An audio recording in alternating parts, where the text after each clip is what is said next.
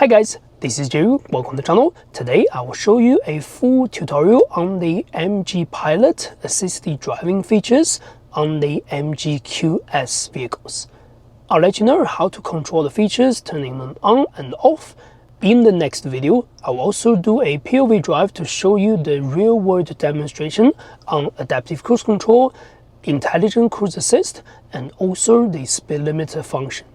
Now, if you find my video helpful, the best way to support the channel is to subscribe and like. Remember, you can use the link down in the description to check all the other MG QS tutorial videos. Now, let's get started. Alright, first thing on the MG Pilot is about the cruise control and speed limiter. They are all controlled by these buttons. There is no settings you need to do. So first thing, to engage the cruise control, you want to press this button to make sure you have this gray light function. When it's gray, that means it's not ready to kick in just yet because we're not driving. Once you start driving at a certain speed, the gray light will become black. Black color means they are ready to be engaged. Once you are driving on the road, push down here is to engage the cruise control. Simply push in the center and down, that will engage the cruise control to a certain speed. If your speed is lower than 30, it'll start driving at 30. If your speed is higher than 30, it'll go more than 30, 35, whatever your driving speed is. Now, if you want to change the driving speed on your cruise control, go up and down is to change that. Up by one click is to increase the speed by 1. Down by one click, of course, is decreasing the speed by 1. If you wish to change more than 1, push and hold, that will allow you to change the speed 5 by 5s. Again, down and hold is to change the speed 5 by 5s. Now, while you're in cruise control, you want to change the distance between you and the front vehicle, since this is the adaptive cruise control or radar cruise control. Left and right is to change the distance showing on the display. You have 3 distance to change. 1, of course, the lowest, 2 medium, 3 longest distance. And if you do want to cancel the cruise control, simply apply the brake or press the cruise control button. The cruise control is cancelled or paused. While the cruise control is paused, as long as it's still showing the black color on the top, you can go up to resume back to cruise control. Now, the cruise control will also come to a complete stop, meeting the front traffic. That means under 3 seconds, you do not need to do anything. The car will just roll forward if the vehicle in front of you goes within 3 seconds. If the vehicle stays longer than 3 seconds, then moved again, you just need to flick this up to resume function. The cruise control will be resumed, or simply use the driver accelerator, slowly tap it, get the vehicle in motion, then release it. The car will go back to the cruise control setting. Now, if you do want to use the speed limiter function, single click this will change that back to speed limiter instead of cruise control. Under the speed limiter, you have 2 functions you can personalize first. So right now, it's a manual speed limiter. You can set your speed limit. Press and hold. You can do auto speed limit. Under the auto, right now, it's not engaged just yet. Remember, black color means ready or ready to engage. And then push down over here. That will be blue. That means auto speed limiter is set. Set means right now, this area has detected the driving speed limit is 50 km, then you are not going to go over 50 km over here. If the front sensor detects another speed sign says 80, 100, your speed limiter will change accordingly, automatic, without you tapping anything. That means you can drive the vehicle, accelerate and brake and things like that whenever you like, but the vehicle will not allow you go over 50 or 80, whatever is being detected on the speed sign. If you do want to override that speed limiter momentumly, you can use the accelerator to press and hold all the way to floor it, then you can momentumly go over the certain speed. To disengage, press down, that's disengage. Black color means disengaged. Now we're going to press and hold again to go back to the manual speed limiter. You can see 3 bars underneath. That means you can control over here up and down. You can see single click is going up by 5s, up by 5s again. So we can set our speed limiter to 60, but it's not fully engaged just yet.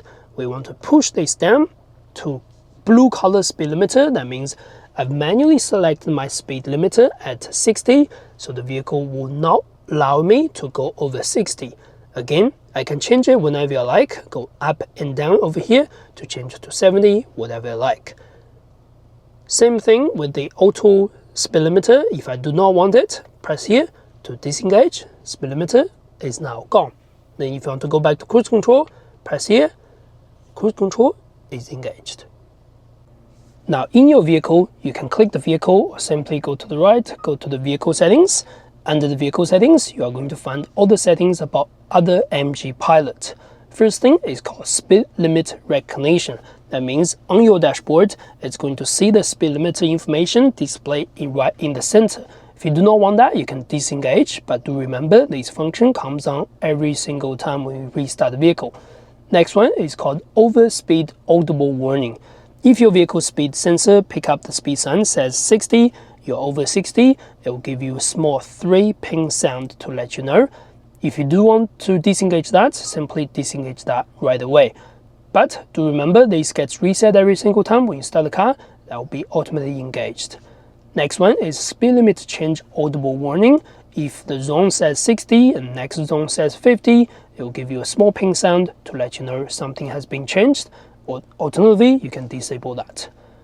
Front collision assist, that means before you crash into something or someone, it may issue a warning, then emergency braking if necessary. You can disable that if you do not wish to have it, but do remember, they will come on every single time when you restart the vehicle.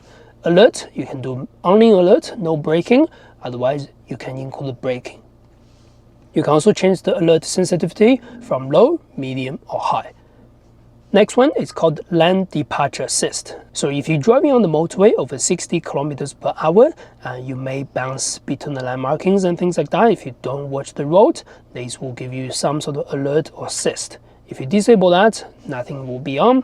Again, this gets reset every single time when you get inside the car. Mode, so this one will just issue alert. It's not going to give you a warning just yet, or you can do assist. So that means just before you go over the lane marking, you will get some steering adjustment. You can also change the alert sensitivity. You can also change the audible warning. You can also change the vibration reminder as well. Emergency lane keeping, this also comes on every single time when you restart the car. Just before you go into the lane marking and things like that, it may issue a small adjustment and all that things. Again, MG has updated this feature to be really good on the standard motorway, especially in New Zealand market. So I find this very good, acceptable, and I do not need to turn it off every single time. But when you get inside the car, if you wish to turn it off, swipe down over here, you can find the ELK. That's the easiest way to turn the ELK off. Next one is called the rear driving assist. That's basically your blind spot detection and all that things. So that means when you drive on the road, if the vehicle is moving behind you on your blind spot, left and right, it will give you notification, and then your wind mirror will lit up with the triangle. If you do still use the indicator to do the lane change, it will also flash the light as well. Next one is called the rear cross traffic assist. First thing is the rear cross traffic warning. So if you are reversing out of a car park and someone is crossing behind you, it will issue an alert, so it lets you know that, stop reversing, give the second check and things like that. And then if you engage the braking, the vehicle thinks you are likely to crash into the upcoming vehicle behind you, it may issue an emergency braking. Next one is called door open warning. If you parked on the side of the road and there is a car literally driving behind you or towards the side of you, it may issue a warning on your wind mirror. Rear collision warning, just before someone crash into you, the vehicle may issue a warning so that you know, or physically you are ready. Next one is called driver fatigue monitoring system. It is this sensor behind the steering over here that will monitor the driver and then see what the driver is doing to issue a warning if necessary.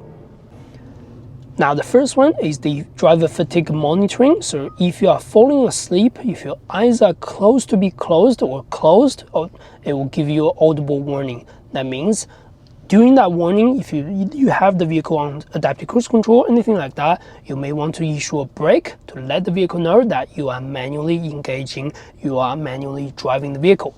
Next one is the driver distraction monitoring. So if you are watching this screen for too long, if you're watching the side mirror for too long, if you're watching not straight ahead on the road for too long, then it will also issue a warning.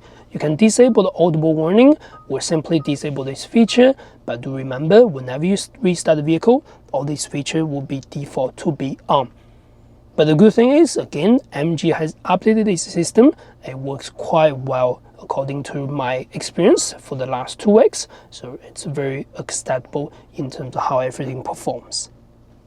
Alright, that's the end of this video. I hope you enjoyed the content. If you do, do not forget to subscribe and like. That's the best way to support the channel. As always, you can check the link in the description for a full series of tutorial videos on the MG QS. Thanks for watching. I'll see you next video.